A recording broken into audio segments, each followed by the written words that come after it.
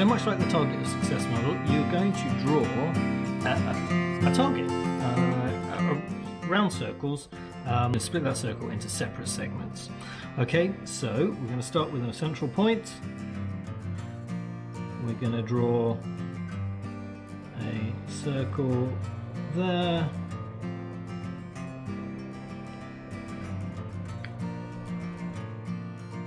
And I'm just going to draw a really light outer circle so that I can write some titles on the segments. Then what we need to do is split our circle into 8. So I am going to simply draw a line down the middle, and then I'm going to draw a line at that axis, and then I'm going to do some diagonals like that. Now we have 1, 2, 3, 4, 5, 6, 7, 8 separate segments. We need a way of scoring it, so we're also going to draw 10 concentric circles in the middle here. Now you can do it freehand. I can provide a template if you want. Just give me a call or email me and I will give you a template.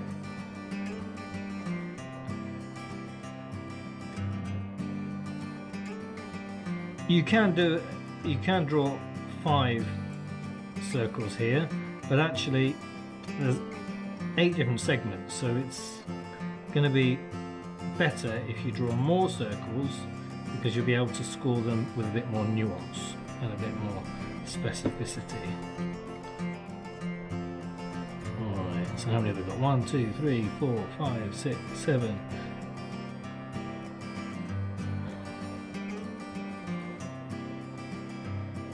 8.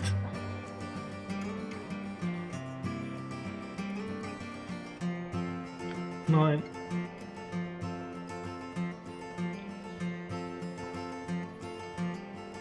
10. So now you've got the ability to mark each segment of your life for your happiness value out of 10.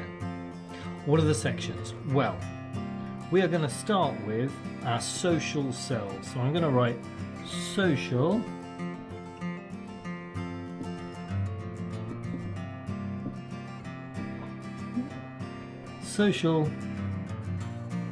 selves there. And in the social selves, we've got one segment which is going to be called family and friends. This is the part of our life that involves our family and friends. Are we happy with the way things are going with our family and friends? Have we got arguments going on that we need to resolve? Do we see enough of our friends? Are we being good friends to our friends? That kind of thing. In the next segment, we're going to look at romance. Now that could be an evaluation of how happy you are or the wellness of your relationship, or it could be an evaluation of the lack of a relationship and whether that affects you and is something that you want to change. So we'll have family and friends, romance, you time, something close to my heart, which is in your life, are you doing the things that make you happy? Are you doing the things that that make you you? And are you happy with how that's going? The next segment is going to be the material you. Material selves. Okay, and in here we have got physical environment, and that is everything that you own, everything from everything physical in your life, so everything from your home to your garden to things you own like your car, to where you go to work, how you get there, all those kind of things. So you want to evaluate that part of your life as well. The other part of in your material self is obviously your financial situation. Are you happy with your financial situation? Is there anything that you would need to change? Is it causing you stress for any reason? So you can evaluate that as well. Then we're going to move on to the spiritual self. So I'm going to write spiritual self here. Now, spiritual means a whole load of things to loads of different people, but for me, it means personal growth, is your life growing in the way that you want it to? Personal growth and development. Are you where you want to be at this part of your life? That kind of thing. And this next section is health and well-being. How healthy are you? How are you mentally? Are you happy in that? Are you happy with where you are healthily in your health and with your well-being and your mental health? And at the top here, we're going to have career. Okay, so your career happiness. Okay, and that's a separate section.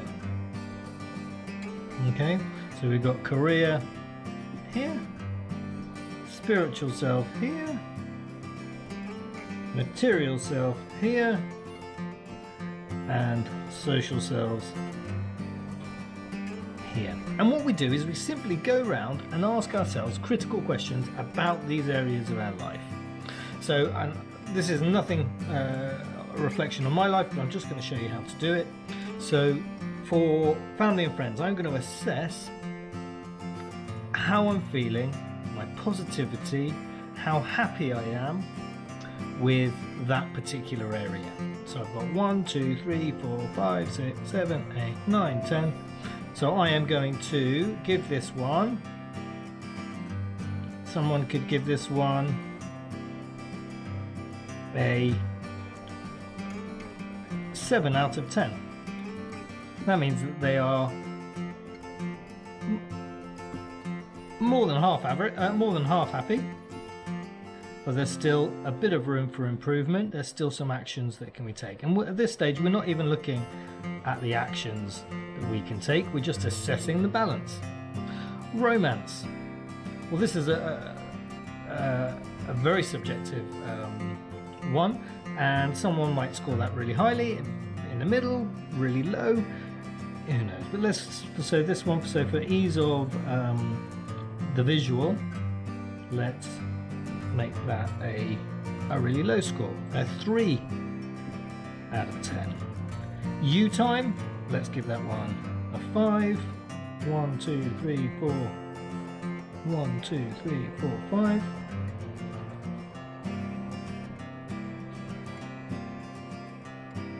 Now this person, they're about in the middle, aren't they? So they are quite happy with how they're undertaking their own time and the person they are and the things they do to make them them. But there's plenty more for them to change and to adapt. Now we look at physical environment, so where someone works, their house. So let's say that they've got, I don't know, their garden needs a lot of work and it's stressing them out every time they look at it. So let's say that it's quite low. Let's give them a 2 on that one. Okay. Financial situation, let's say that this person is in a job that they hate, but it pays them really well.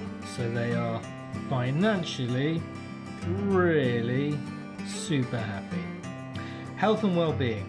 Let's say this person is super healthy. They are peak physical condition. They're out all the time.